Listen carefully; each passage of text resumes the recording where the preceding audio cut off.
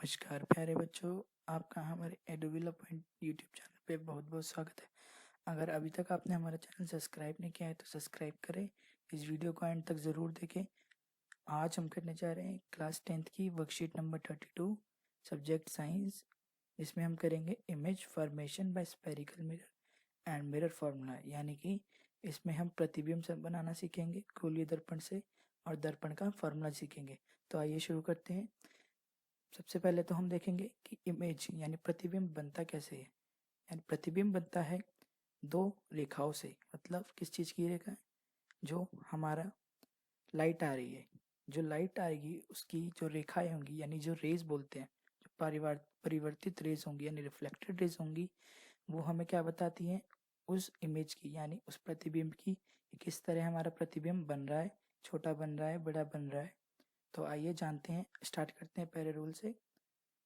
तो पहला रूल, पहले नियम में हम मतलब रूल मतलब नियम, हमें नियमों में बताया गया किस तरह हमारी अगर रेखा किधर से जाएगी तो किस तरह की वो बनेगी, प्रतिबिंब बनेगा यानी इमेज बनेगी। तो आइए शुरू करते हैं पहला नियम। तो पहले नियम में आप जैसे कि सब देख सकते हैं, अगर कोई रे यानी कोई रेखा पैरेलल यानी समांतर आती है किस चीज़ के मुख्य अक्ष से यानी प्रिंसिपल एक्सिस के समांतर आती है, तो आफ्टर रिफ्लेक्शन यानी प्रतिबिंब परिवर्तित होकर वो कहाँ जाती है? उस प्रिंसिपल फोकस से निकल जाती है यानी मुख्य फोकस से निकल जाती है, जिससे कि हमारी इमेज की फॉर्मेशन की पहली कंप्लीशन हो जाती है। दूसरा रूल यानी दूसरा नियम हम पढ़ेंगे। इसमें हम देखते हैं कि a ray passing through the principal focus, यदि कोई रेखा प्रिंसिपल फोकस यानी प्रिंसिपल फोकस से किस चीज़ के, कोई से भी गोलीय दर्पण से अगर पास करती है तो वो किस तरफ जाती है? प्रिंसिपल फोकस के पैरेलल चली जाती है यानी उसके समांतर जाती है। देखिए आप ऐसे सब देख सकते हैं कि मैं इस टाइम पैरेलल पे आपको बता रहा हूँ। तो यानी कोई प्रिंसिपल फोकस से आती है तो वो कहाँ जाती है? मुख्य अक्ष के पैरेलल यानी समांतर जाती है। तो आइए अब तीसरा नियम पढ़ते हैं। तीसरा नियम हमें क्या बता रहा है कि अगर तीसरा नियम हमें ये बता रहा है कि अगर हमारी रेखा सेंटर ऑफ कर्वेचर यानी केंद्र से जा रही है, हमारे कर्वेचर केंद्र से जा रही है, तो वो कहाँ जाएगी? जिस दिशा से वो आई है उसी दिशा में वापस रिफ्लेक्ट हो जाएगी। जैसा कि आप पढ़ सकते हैं, after reflection it is reflected back along the same path. इसका मतलब है वो जिस रास्ते आ रही है उल्टे उसी रास्ते से प्रतिवर्तित होके वापस चली जा रही है। चौथे नियम में पढ़ेंगे कि अगर कोई रेखा प्रिंसिपल एक्सिस यानी उसके गोलीय दर्पण पर आ रही है, यानी पोल पर आ रही है यानी उसके ध्रुव पर आ रही है, भले ही कोई से तरीके का दर्पण हो, कनकेव मिरर हो या कॉन्वेक्स मिरर हो, तो वो कैसे आती है? वो पोल पर आके उससे टकराकर बराबर एंगल बनाते हुए उसके साथ टकरा के वापस चली जाती है। आइए बच्चों, अब हम पढ़ते हैं स्पेरिकल मिरर यानी गोलीय दर्पण। अभी तक हमने देखा कि किस तरह हम एक इमेज यानी प्रतिबिंब बना सकते हैं। आइए अब हम देखते हैं कि किस किस तरह से हम बना सकते हैं। तो जैसा कि यहाँ पर लिखा हुआ है आपकी एनसीईआरटी बुक्स में, आपने पढ़ा होगा हमारी अदर वीडियोस में कि किस तरह हम प्रतिबिंब बना सकते हैं। तो आइए हम देखते हैं प्रतिबिंब का फॉर्मूला। तो इसका फॉर्मूला होता है 1/f, यानी f होता है यहाँ पे हमारा फोकल लेंथ यानी दर्पण का हमारा किस दर्पण का हमारा केंद्र, वो दे रखा होता है त्रिज्या, और हमें दे रखा होता है 1/v + 1/u। हमें इसमें दे रखा है यानी u यानी ऑब्जेक्ट का डिस्टेंस, की हमारा जो ऑब्जेक्ट है यानी हमारा जो वस्तु है हमारे उससे कितनी दूर रखी हुई है, और v का मतलब वो हमारा जो वो है यानी u हमारा ऑब्जेक्ट के लिए यूज होता है, v हमारा इमेज के लिए यानी प्रतिबिंब के लिए, और f हमारा होता है फोकल लेंथ जो कि हमारे त्रिज्या का आधा होता है। क्या होता है? हमारी त्रिज्या का आधा होता है। तो आइए आगे देखते हैं। अगर हम दर्पण की बात करें तो हम दर्पण में अपनी इमेज यानी प्रतिबिंब या तो छोटा बनेगा, बड़ा बनेगा, बराबर बनेगा। आइए उसके बारे में जानते हैं। हम उसको कहते हैं मैग्निफिकेशन, यानी वो दर्पण में किस तरह से बन रहा है, बड़ा बन रहा है, छोटा बन रहा है। आइए हम इसमें मैग्निफिकेशन को दर्शाते हैं m से, जिसका फार्मूला होता है h2/h1, जहाँ पर कि आपको h2 बताया जाता है कि v हमने क्या पढ़ा था? इमेज का डिस्टेंस, यानी कितनी दूर है हमारी जो प्रतिबिंब हमारा बन रहा है वो दर्पण से कितनी दूरी पर बन रहा है।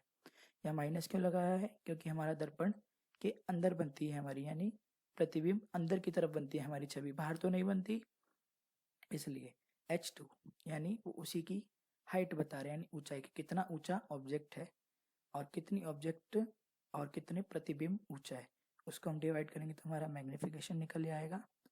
तो आइए जानते हैं, इसमें दे रखा है कुछ इंपॉर्टेंट पॉइंट, ध्यान से सुनिएगा बच्चों। अगर हमारा m नेगेटिव होता है तो हमारा प्रतिबिंब कैसा होता है, रियल, मतलब इसको अगर हम सॉल्व करें इस पार्ट को, तो अगर हमारा m नेगेटिव आता है तो हमारा प्रतिबिंब यानी इमेज कैसी होती है बच्चों, रियल, वरना वर्चुअल, यानी हमारा प्रतिबिंब कैसे बनता है, वर्चुअल बनता है। तो आइए इससे रिलेटेड कुछ क्वेश्चन करते हैं, जैसा कि आप सब देख सकते हैं हमें कुछ क्वेश्चंस गिवन है यहाँ पर।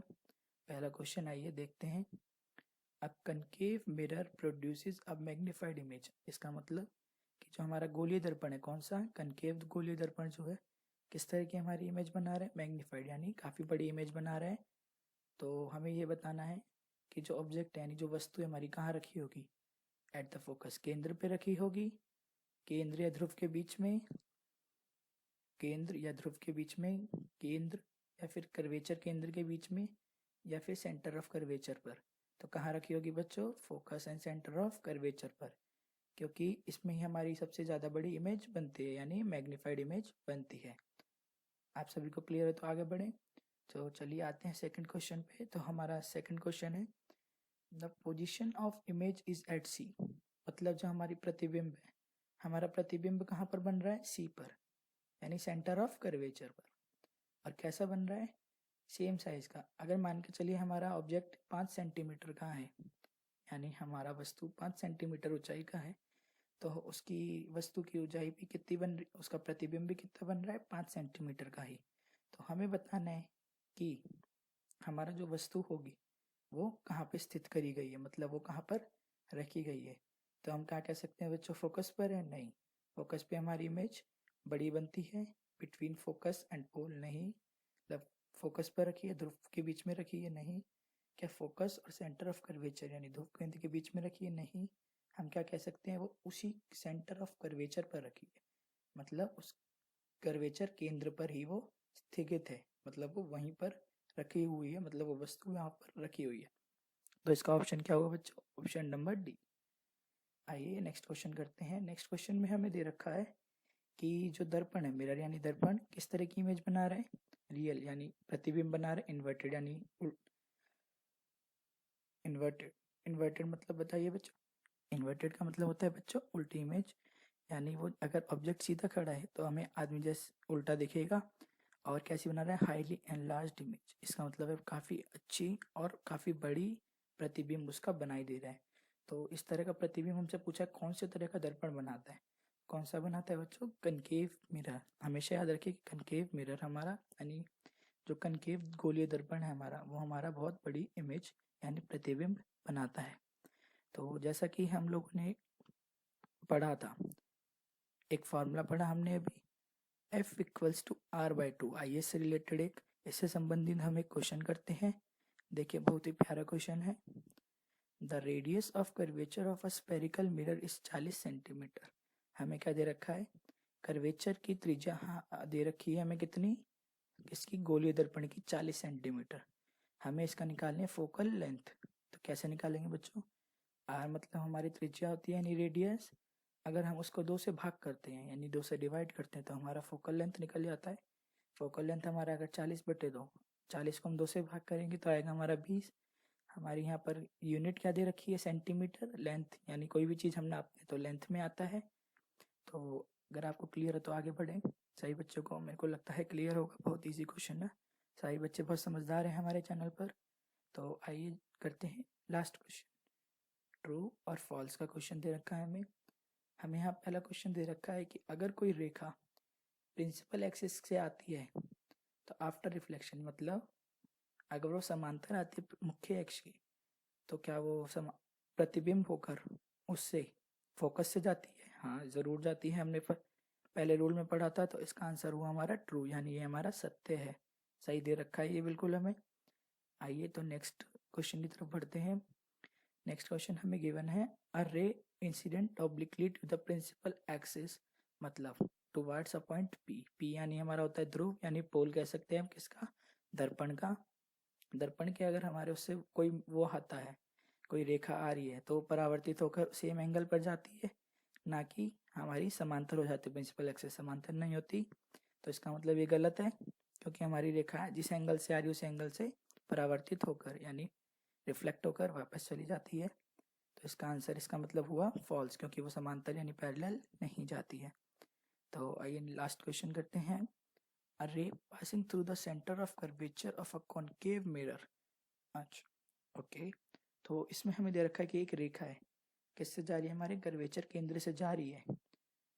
तो वो किस तरफ जाएगी, बताइए बच्चों, बताइए। हाँ, तो हमने बताया था कि अगर कोई रेखा सेंटर ऑफ कर्वेचर यानी कर्वेचर केंद्र से आ रही है, तो वो जिस दिशा से आ रही है उसी दिशा में परावर्तित होकर वापस चली जाएगी। देखिए हमें दे रखा है is reflected well along the same path, मतलब वो जिस परावर्तित होकर वो अपने उसी रास्ते पर वापस चली जाएगी। तो यानी ये सत्य दे रखा है, तो यानी ट्रू। तो अगर आपको हमारी वर्कशीट समझ आई हो तो हमारी चैनल को लाइक करें, सब्सक्राइब करें और बेल आइकन दबाकर ज़रूर सब्सक्राइब करें हमारे चैनल को। Thank you.